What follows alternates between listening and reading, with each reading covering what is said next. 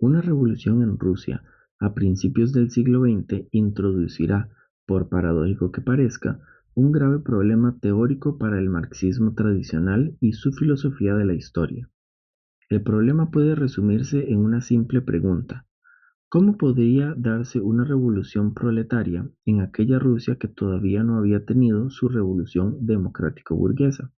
Vale decir, la Rusia zarista de 1905 y 1917, años en los que se experimentaron luchas revolucionarias, a diferencia de la Francia de 1789, que tenía una importante burguesía que pujaba por reemplazar el sistema monárquico feudal vigente, contaba con una situación política en la cual habían zares, pero no una burguesía latente que pudiera afectarlos.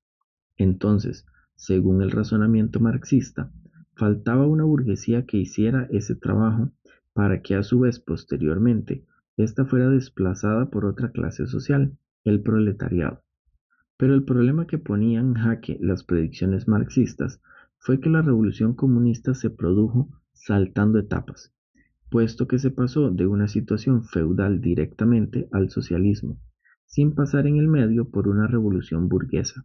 Se había saltado desde la planta baja al segundo piso sin haber construido el primero, siguiendo el ritmo de las metáforas edilicias. Marx y Engels habían establecido un orden progresivo en el proceso revolucionario. Tenían en una palabra una concepción etapista de la historia, un desarrollo por etapas, bajo la cual las distintas clases tenían tareas que les eran connaturales. Para ellos, las primeras revoluciones del proletariado tenían que suceder en los países capitalistas más avanzados, en virtud de la propia dinámica de las fuerzas materiales que ya hemos visto. La revolución que se dio en la Rusia de 1905 estaba ilustrando para sus espectadores, pues, un desajuste magnánimo, el desajuste de las etapas de la historia predicha por Marx, y el desajuste de las tareas históricas que cada clase debía asumir conforme a las leyes sociológicas inventadas por el marxismo. Y frente a este problema, dentro de la socialdemocracia rusa, estuvieron quienes afirmaron que el proletariado no debía participar como fuerza dirigente del proceso revolucionario, los mencheviques. Pero también surgieron voces más radicalizadas que reivindicaron la posibilidad de constituir a la clase obrera rusa en cabeza de una revolución, los bolcheviques. Años después, Antonio Gramsci, célebre filósofo italiano marxista de la primera mitad del siglo XX, haciendo tambalear la rigidez ideológica del marxismo tradicional, escribirá un texto titulado La revolución contra el capital, en el que ironiza: el Capital de Marx era en Rusia el libro de los burgueses más que el de los proletarios. Era la demostración crítica de la fatal necesidad de que en Rusia se formara una burguesía, empezara una era capitalista, se instaurase una civilización de tipo occidental, antes de que el proletario pudiera pensar siquiera en su ofensiva, en sus reivindicaciones de clase, en su revolución. Los hechos han provocado la explosión de los esquemas críticos en cuyo marco la historia de Rusia habría tenido que desarrollarse según los cánones del materialismo histórico. Como vemos, en opinión de Gramsci, nada menos que los hechos rusos, valga la paradoja, hicieron volar en pedazos los esquemas etapistas del materialismo histórico del marxismo puro. Pero no debemos adelantarnos tanto. La teorización de Gramsci es un tanto posterior a la revolución, de modo que él analizaba en base a los hechos ya consumados, y ya llegaremos a ella.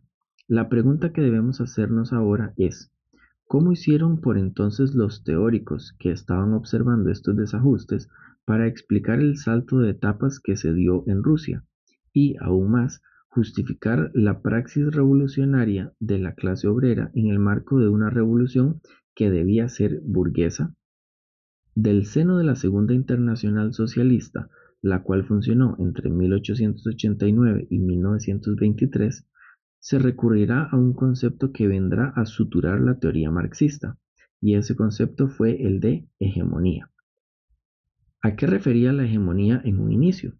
Como ya hemos visto, las clases sociales para la teoría marxista tienen tareas históricas bien precisas. La burguesía debe barrer con la sociedad feudal, y el proletariado barrer a su vez con la sociedad burguesa capitalista. La hegemonía será el concepto utilizado por el teórico Georgy Plejánov, uno de los fundadores de la Segunda Internacional, para describir y justificar el hecho de que en Rusia la clase proletaria asumiera la tarea burguesa de sepultar la sociedad feudal. En efecto, el estado y el desarrollo económico ruso estaba tan poco maduro que una débil burguesía no podía hacerse cargo de sus obligaciones históricas, hacer la revolución contra el feudalismo zarista, y a la postre, la clase obrera debía hegemonizar, es decir, asumir tareas que no eran propias a su naturaleza de clase, hacer la revolución contra el capitalismo burgués. Este es el marco del surgimiento del concepto de hegemonía, que en su propio origen no puede despojarse del determinismo económico del marxismo tradicional. ¿Por qué?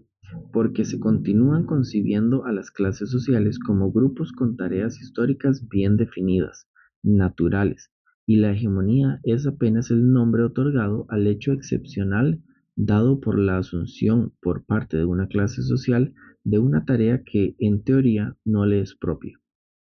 En el caso ruso, como se dijo, esa tarea fue la de hacer una revolución proletaria contra el régimen feudal. Algunos cambios ligeros a la idea de hegemonía sobrevendrán con Vladimir Ilich Lenin, el teórico bolchevique por antonomasia y fundador de la Tercera Internacional Socialista. Su lucha teórica se embarca en su controversia con el ala de los mencheviques, los cuales, siguiendo el esquema etapista, argumentaban que en Rusia, por ser un país atrasado con régimen feudal, la revolución sería realizada en dos etapas. Una primera, en que el proletariado, el campesinado, la intelectualidad se unirían con la burguesía liberal para derrotar a la monarquía e instaurar un régimen democrático burgués en donde el proletariado ganaría espacios para luchar por el socialismo. Esa lucha por el socialismo abriría la segunda etapa de la revolución. Lenin, al contrario, subrayaba que desde un inicio el carácter reaccionario de la burguesía rusa y estimaba que la revolución debía desde sus orígenes plantear una lucha contra ella, en una alianza de la clase obrera con el campesinado y sin esperar etapa previa alguna. En este punto surge, pues, el concepto de hegemonía leninista como dirección política en el seno de una alianza de clases. La clase proletaria rusa, a pesar de su pequeño número en relación al conjunto de la población, se erige en clase dirigente de las demás clases subalternas, fundamentalmente el campesinado, y establece con ellas una alianza política para hacer la revolución. Pero dicha alianza no modifica la identidad de las clases aliadas. Golpear juntos, marchar separados, es una de las máximas más elocuentes de Lenin, que resume precisamente su concepto de hegemonía.